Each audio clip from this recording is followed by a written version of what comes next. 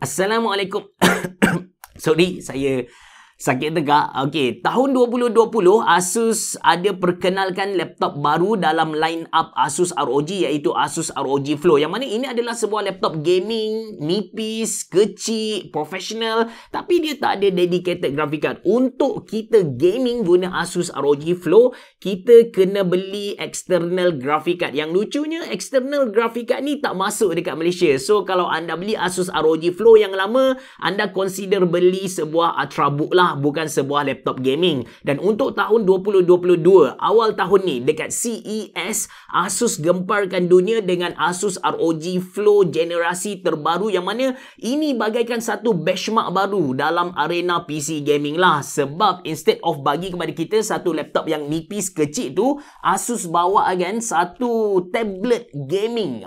Dia macam Microsoft Surface, tapi dalam dia ada gergasi. Bayangkan dalam sebuah tablet yang saya pegang dekat tangan ni, of course dia ada keyboard dia, ada Intel Core i7 12 Gen, lepas tu ada RAM 16GB dan graphic card Nvidia RTX 3050. Nanti saya kongsikan performance dia macam mana kepada anda, but saya nak bagi tahu kepada anda awal-awal yang kalau saya tak ada laptop gaming sekarang dan saya tengah survey laptop gaming, saya akan go for Asus ROG Flow Z13 ni lah. Mantap gila guys. Apa-apa pun anda bersama saya Ashraf Jeffrey dalam channel YouTube Mona Lisa. Kalau anda belum tekan butang subscribe, pastikan anda tekan butang subscribe dan juga button loceng yang ada dekat tepi dia.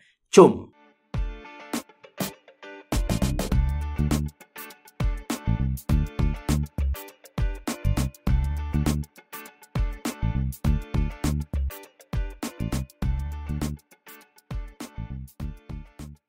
Macam saya bagi tahu kepada anda tadi, yang Asus ROG Flow Z13 ni dia boleh digunakan macam laptop biasa. Dia bagi kepada kita satu keyboard, tapi kalau kita nak guna tablet dia saja pun tak ada masalah. Keyboard yang ada dekat tangan saya ni totally keyboard sahaja. Dia tak ada graphic card dekat sini, dia tak ada RAM, dia tak ada storage. Everything tentang Asus ROG Flow Z13, macam dia punya graphic card RTX 3050 tu, semua ada dalam dia punya tablet ni lah. Alright, satu benda yang best tentang Asus ROG Flow Z13 ni ialah design dia. Instead of design tablet biasa macam Microsoft Surface tu, Asus inject elemen-elemen gaming kau-kau punya. Ada satu tingkap yang kita boleh nampak PCB board dia dekat belakang. Tingkap ni dari kaca dan ada sinaran RGB kot. Dan atas ni ada tulis coordinate office Asus dekat Taiwan tu. Cuma saya rasa anda tak nampak dalam video ni angka dia macam mana. Lepas tu belah kiri ada logo Asus ROG dengan rubber pad berwarna merah. Benda ni macam penanda buku warna merah, cuma kita guna dia untuk buka dia punya stand dekat belakang tu. Dan dekat atas ni ada banyak lubang ventilation, which is kalau belah kiri ni dia membentuk 06, which is dia refer kepada umur Asus ROG tu sendirilah. In terms of input-output connection, as tablet kita tak boleh nak expect dia punya input-output connection tu lengkap, but at least dia bagi kepada kita satu port USB-C untuk power delivery, lepas tu display dan juga support G-Sync. Kemudian belah kanan ada audio jack dan ada USB-A 2.0, ada volume rocker dan juga power button. Even keyboard dia ni jenis detachable, Asus still kekalkan RGB LED dekat keyboard dia. Cuma dia jenis one zone RGB, terang dan juga best. Nak ubah efek RGB ni kita kena guna software biasa, iaitu Asus Armoury Crate. Untuk siapa-siapa yang tak kenal ataupun tak pernah tengok Asus Armoury Crate, ini dia. Bagi saya lah, antara software yang sangat mantap. Dia bukan sahaja cantik dari segi interface tu, tapi straightforward, user friendly. Kita bukan saja boleh pantau status semasa PC ataupun laptop kita ni, kita boleh tukar dia punya power plan dan ada banyak lagi function lain. Macam contoh, kita tukar RGB dekat keyboard dia, ataupun kita boleh tukar warna color profile display yang kita nampak tu. Saiz skrin Asus ROG Flow Z30 ni ialah 13.4 inci IPS level panel dengan fully touch. Katakan anda nak lepak atas katil layan Netflix ataupun YouTube, anda boleh cabut dia guna sebagai tablet and navigate guna touch lah, macam kita guna dekat smartphone kita. Oh ya, dia punya speaker speaker untuk Asus ROG Flow Z30 ni quite good. Dia kuat and harmoni. Tak adalah bass dia kuat gila, tak ada. Cuma dia bukan macam tin kosong. Kalau nak layan lagu, enak lah untuk kita dengar, tak ada masalah. Alright, sebelum saya tunjuk kepada anda graph performance Asus ROG Flow Z30 ni, saya nak kongsikan spesifikasi penuh Asus ROG Flow Z30 yang saya review ni. Actually dia ada 3 model, cuma yang saya review ni dia pakai Intel Core i7 12700H, kemudian RAM dia 16GB DDR4, NVMe SSD 512GB, grafik card dia pakai Nvidia GeForce RTX 3050, skrin dia 13.4 inci Full HD dengan Windows 11. Ini graph gaming untuk Asus ROG Flow Z13. Setting berbeza-beza sebab saya cuba cari the best one yang kalau kita main tu dia smooth, tak ada sangkut-sangkut lah. Untuk Dota 2, Valorant, GTA 5 memang smooth walaupun kita set kepada high ataupun best setting. Kalau untuk Apex Legend, God of War, saya recommend anda go for second setting. Maksudnya kalau ada Ultra, anda go for high. Kalau dia punya high, anda go for medium lah. Untuk AAA game macam Cyberpunk, sakit lah.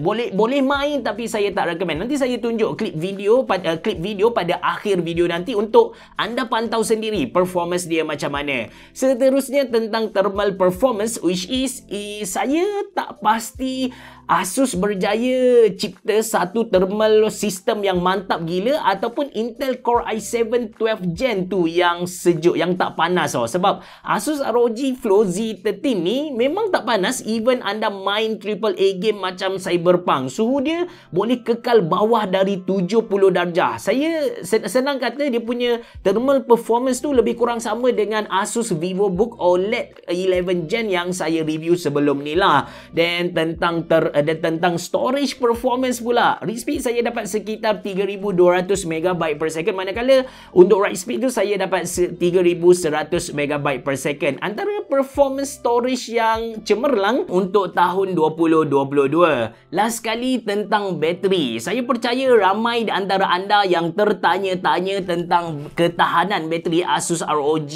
Flow Z30 ni. Senang cerita, lebih kurang sama sahaja dengan kebanyakan laptop gaming yang ada dalam pasaran. Katakan kita main Dota 2 best setting, high performance, kita akan dapat main sekitar 1 hingga 2 game. Ketahanan dia tu dalam 2 jam ataupun 2 jam lebih sikit lah. Tapi kalau kita guna dia untuk Netflix, layan YouTube, lepak atas katil, bolehlah dia pergi sampai 6 hingga 8 jam. Bergantung kepada kegunaan kita ketika itulah. Overall untuk review Asus ROG Flow Z30 ni, saya dapat bagi tahu kepada anda yang Asus berjaya jadi trendsetter untuk sebuah laptop gaming 2-in-1 yang macam tablet ni. So, saya percaya lepas ni akan ada banyak lagi brand-brand yang akan masuk ke dalam segmen ni, tiru apa yang Asus buat. Actually, idea untuk buat sebuah laptop gaming jenis tablet 2-in-1 yang dioperasikan oleh Windows sendiri dah lama ada. Cuma rintangan untuk brand-brand sebelum ni ialah temperature, panas, dan macam mana nak sumbat masuk sebuah graphic card dedicated Nvidia ke dalam tablet. Dan inilah yang Asus berjaya selesaikan dekat Asus ROG Flow Z30 ni. Macam saya bagi tahu di awal video tadi, katakan saya tak ada laptop gaming ataupun laptop untuk edit video guna Adobe Premiere bagai tu, dan saya mampu untuk bayar RM7,999 Malaysia, tanpa ragu-ragu saya akan pilih Asus ROG Flow Z30 ni berbanding dengan kebanyakan laptop gaming yang ada dalam pasaran sekarang. Seriously, saya recommend anda untuk beli Asus ROG Flow Z30 ni. Itu saja dari saya. Terima kasih kerana menonton. Assalamualaikum warahmatullahi wabarakatuh. Bereboh. Jumpa lagi.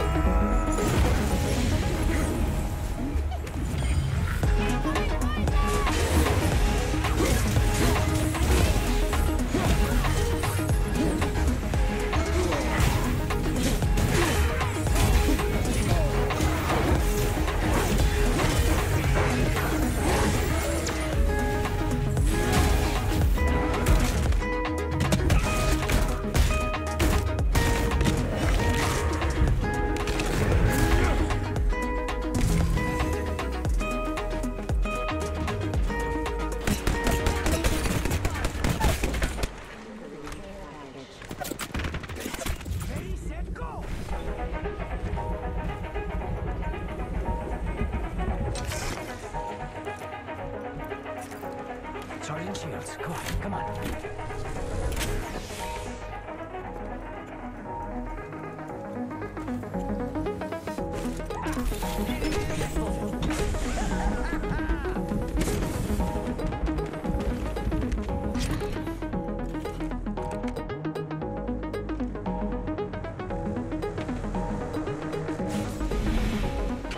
It's go time.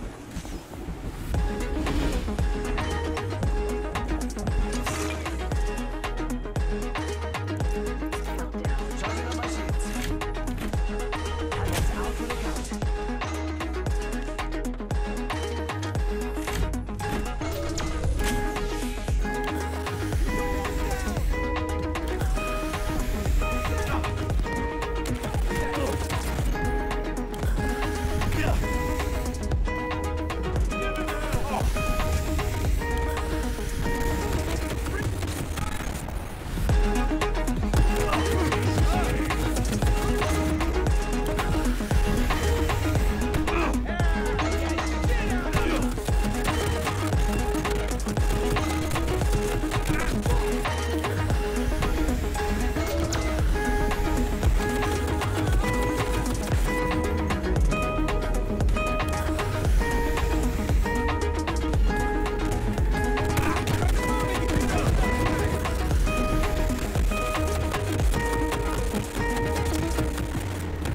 Take cover! Move it!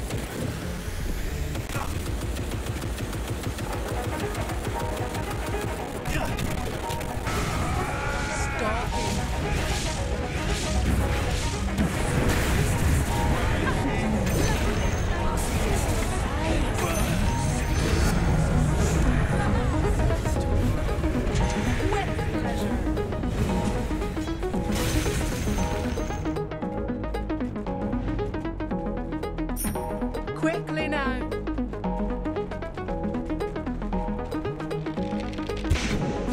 Heads up.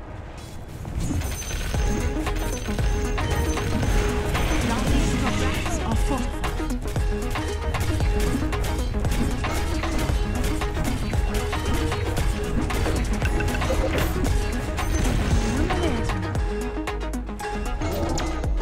No mercy.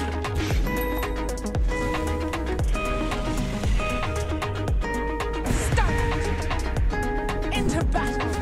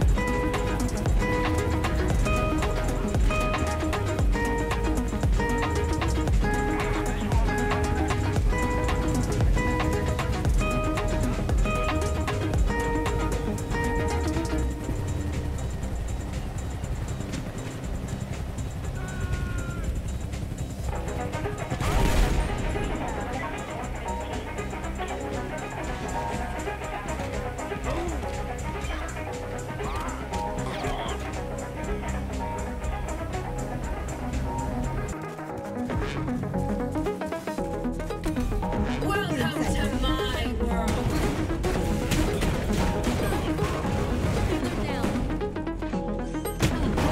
Last player standing. Stay down.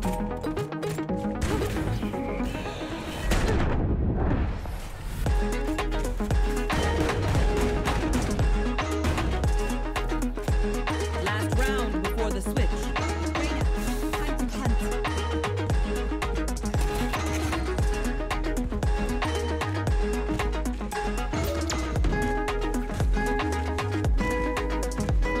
No prisoners.